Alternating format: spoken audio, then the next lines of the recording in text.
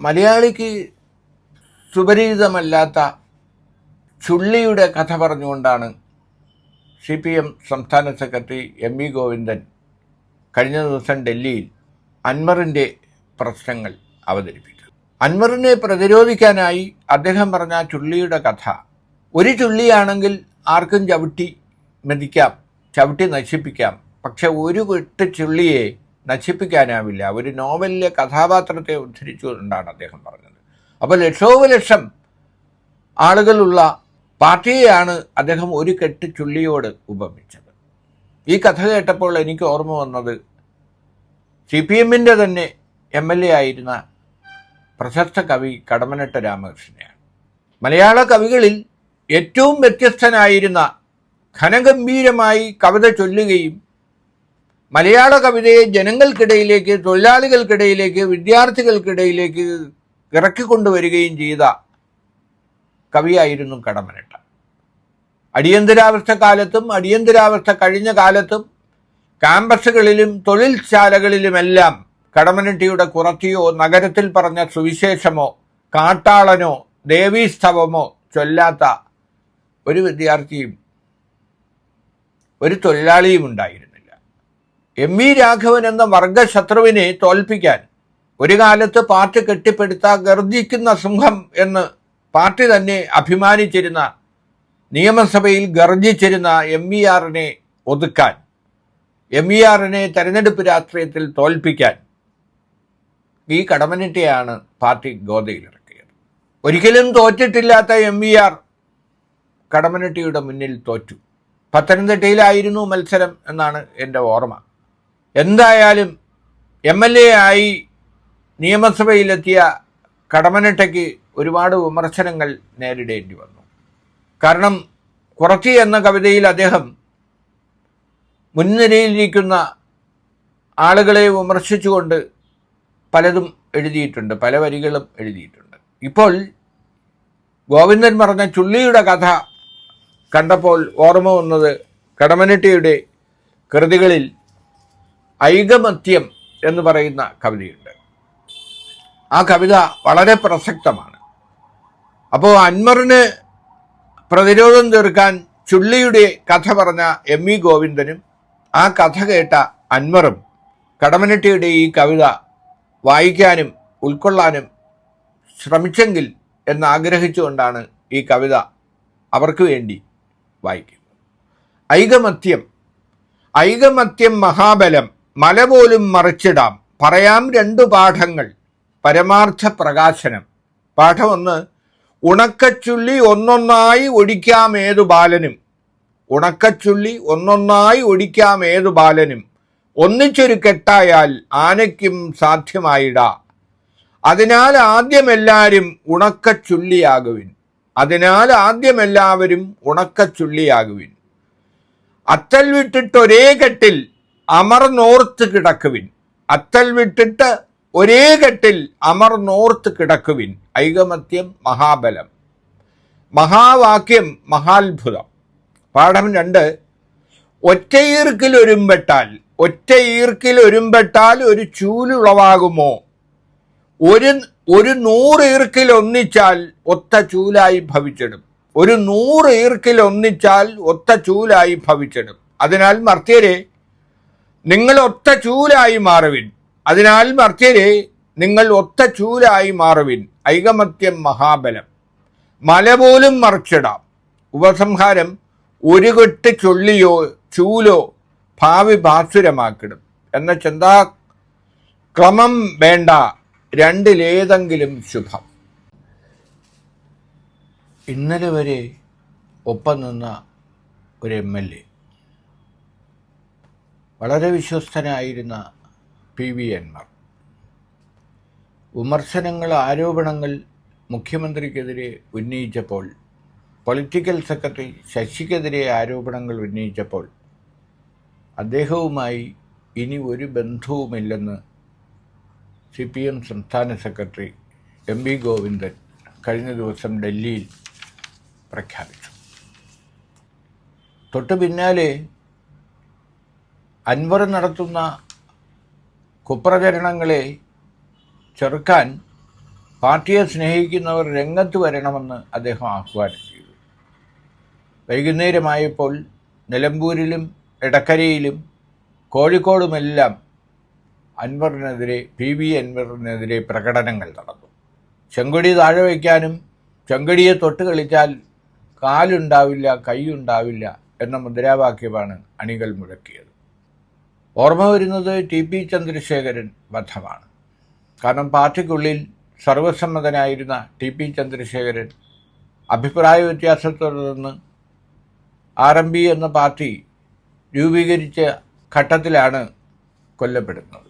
കൊല്ലപ്പെട്ട ശേഷവും കുലംകുത്തിയെന്ന് അന്ന് സെക്രട്ടറി ആയിരുന്ന പിണറായി വിജയൻ വിശേഷിപ്പിച്ചു. അപ്പോൾ ആശയപരമായ വിയോജിപ്പുകളെ, സംഘടനാപരമായ വിയോജിപ്പുകളെ ആയുധം കൊണ്ട് നേരിടുന്ന അവസ്ഥയിൽ നിന്ന് CPM ഇനിയും മാറിയിട്ടില്ല എന്ന് തെളിയിക്കുന്നതാണ് ഇന്നലെ കോഴിക്കോടും മലപ്പുറത്തുമെല്ലാം അൻവറിനെതിരെ നടന്ന പ്രകടനങ്ങൾ. യഥാർത്ഥത്തിൽ ആശയത്തെ കമ്മ്യൂണിസ്റ്റുകാർ നേരിടേണ്ടത് ആശയം കൊണ്ടാണ്. ഇപ്പം നക്സലൈറ്റുകളെ എത്രയോ കാലമായി വെടിവെച്ചു കൊല്ലുന്നു. എന്നിട്ടും നക്സലിസത്തിന് അടിവരയിടാൻ മാറി മാറി വന്ന ഒരു കേന്ദ്ര സർക്കാരിനും ഒരു സംസ്ഥാന സർക്കാരുകൾക്കും കഴിഞ്ഞിട്ടില്ല. നക്സലൈറ്റുകൾ ജന്മിമാരുടെ തല വെട്ടിയെടുത്തുകൊണ്ട് ഉന്മൂലനം ഉയർത്തിപ്പിടിച്ചപ്പോൾ ആ ഉന്മൂലന സിദ്ധാന്തത്തിനെതിരെ രംഗത്ത് വന്നവരാണ് CPM-ഉം CPI-യും ഉൾപ്പെടെയുള്ള അംഗീകൃത കമ്മ്യൂണിസ്റ്റ് പാർട്ടികൾ. എന്നാൽ അതേ കമ്മ്യൂണിസ്റ്റ് പാർട്ടികൾക്ക് ഇന്ന് ബീഹാറിൽ അവിടുത്തെ രണ്ടാമത്തെ വലിയ കക്ഷിയായ നക്സൽ പാർട്ടിയുമായി ഐക്യപ്പെടേണ്ടി വന്നിട്ടുണ്ട് ബീഹാറിൽ. അപ്പോൾ വർഷങ്ങൾക്ക് ശേഷം യെച്ചൂരിയാണ് അത്തരമൊരു ഐക്യത്തിന് വഴിവെച്ചത്. കാരണം അദ്ദേഹത്തിന് അറിയാം, കാരണം നക്സലൈറ്റുകൾ തീവ്രമായി കമ്മ്യൂണിസത്തെ സ്നേഹിക്കുകയും ആയുധത്തിലൂടെ അക്രമത്തിലൂടെ ഒരു മാറ്റം വരുത്താം, വിപ്ലവം കൊണ്ടുവരാം എന്ന് കരുതുന്നവരാണ്.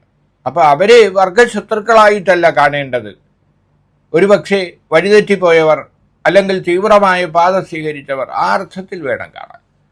ഞാൻ പറഞ്ഞു വരുന്നത്, അൻവറിനെ പോലെ ഒരു സ്വതന്ത്രനെ, കോൺഗ്രസിൽ നിന്ന് വന്ന ഒരു നേതാവിനെ 10 കൊല്ലം കൂടെ കൂട്ടിയിട്ടും കൊണ്ടു നടന്നിട്ടും കൂടെ കിടത്തിയിട്ടും അൻവർ അഴിമതിക്കാരനോ പ്രതിലോമകാരിയോ വർഗശത്രുവോ ആണെന്ന് തിരിച്ചറിയാൻ പിണറായിക്കും ഈ പാർട്ടിക്കും കഴിഞ്ഞില്ല എന്നത് ആരുടെ കുറ്റമാണ്? അത് അൻവറിൻ്റെ കുറ്റമാണോ അതേ CPM-ൻ്റെ കുറ്റമാണോ? ഒരു ഘട്ടത്തിൽ വ്യക്തികളായാലും പ്രസ്ഥാനങ്ങളായാലും പരസ്പരം അഭിപ്രായ ഭിന്നതകൾ ഉണ്ടാവാം. പ്രൊഫസർ MN വിജയൻ പറഞ്ഞതുപോലെ ചോദ്യം ചോദിച്ച കുട്ടിയെ ക്ലാസ്സിൽ നിന്ന് ഇറക്കി വിട്ടാലും ആ ചോദ്യം അവിടെ അവശേഷിക്കും.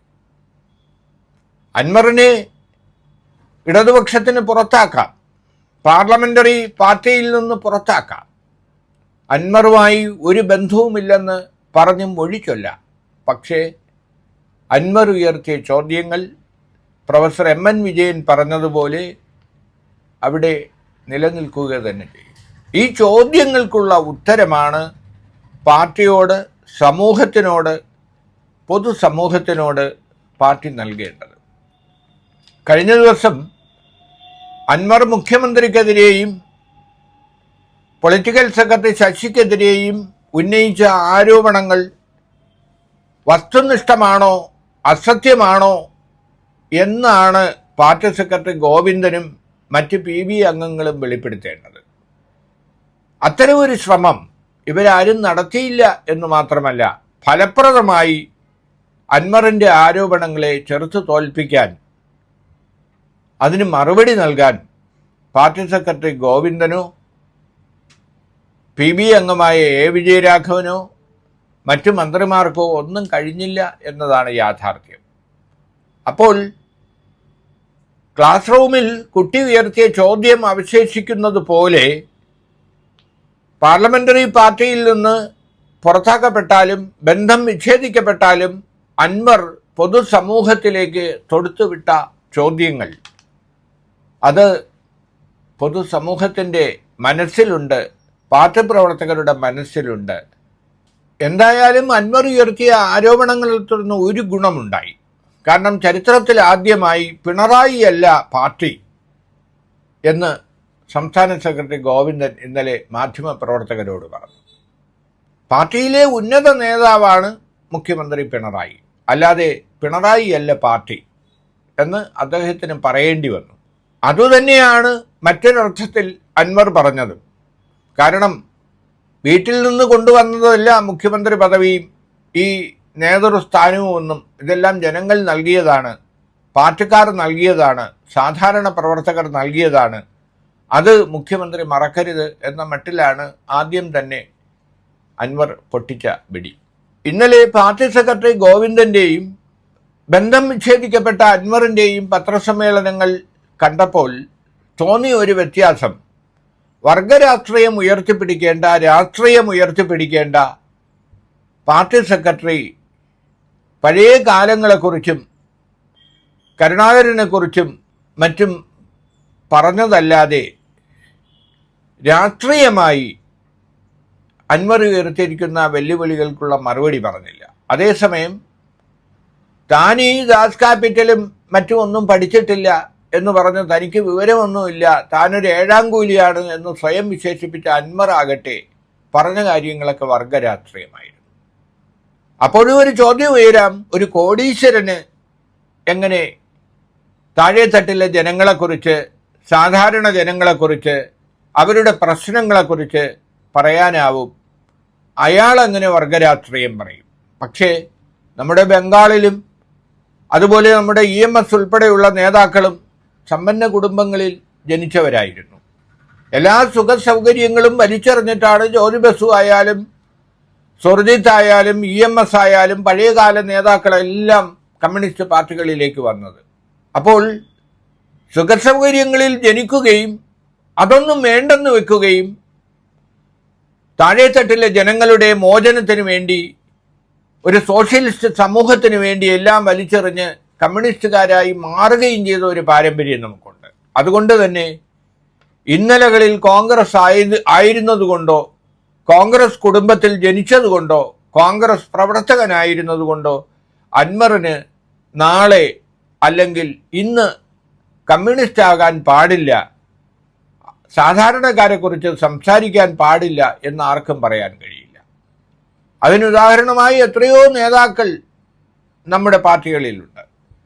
അപ്പോൾ വർഗരാഷ്ട്രീയം ഉയർത്തിപ്പിടിച്ചുകൊണ്ട് ഒരു കോടീശ്വരനും വർഗരാഷ്ട്രീയം പറയാതെ കമ്മ്യൂണിസ്റ്റ് പാർട്ടിയുടെ CPMന്റെ സംസ്ഥാന സെക്രട്ടറിയും നടത്തിയ പത്രസമ്മേളനങ്ങൾ, അദ്ദേഹം പറഞ്ഞ പല കാര്യങ്ങളും അൻവർ ഉയർത്തിയ ആരോപണങ്ങൾക്കുള്ള മറുപടിയല്ല. കാരണം ADGP RSS നേതാക്കളെ കണ്ട കാര്യം, പൂരം അട്ടിമറിച്ച കാര്യം, കുടുംബത്തെ രക്ഷിക്കാൻ, മകളെ രക്ഷിക്കാനാണ് മുഖ്യമന്ത്രി RSS നേതാക്കളെ കാണാൻ ADGP അജിത് കുമാറിനെ നിയോഗിച്ചതെന്ന ആരോപണം, അങ്ങനെ തുടങ്ങി ഗുരുതരമായ ആരോപണങ്ങളാണ് അൻവർ ഉന്നയിച്ചത്. ഈ ഒറ്റ ആരോപണത്തിനും സംസ്ഥാന സെക്രട്ടറിക്ക് മറുപടി നൽകാൻ കഴിഞ്ഞില്ല. ഉത്തരം മുട്ടുന്ന ഒരു ചോദ്യം ചോദിച്ചപ്പോൾ അദ്ദേഹം പറഞ്ഞ ഒരു മറുപടി, മൂർത്തമായ ചോദ്യങ്ങൾക്ക് മൂർത്തമായ മറുപടി, അമൂർത്തമായ ചോദ്യങ്ങൾക്ക് അമൂർത്തമായ മറുപടി എന്നാണ്.